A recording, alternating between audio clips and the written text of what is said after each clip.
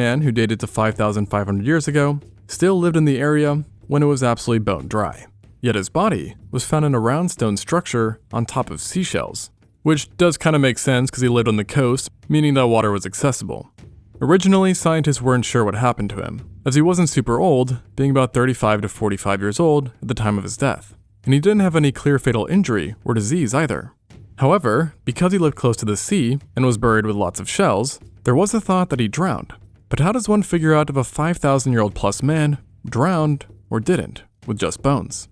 And surprisingly, you take a look at those bones and look for diatoms, which is basically any member of a large group comprising of several genera of algae.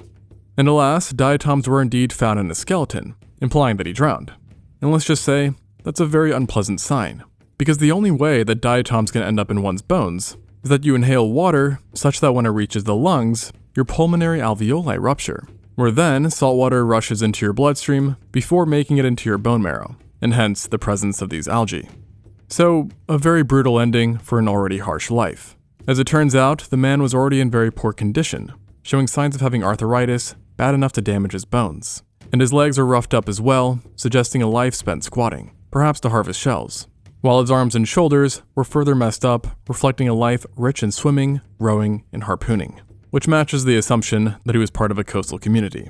And just for a cherry on top, he also appeared to be extremely iron deficient, an ailment that was chalked up to a severe tapeworm infection, which can be common in mishandled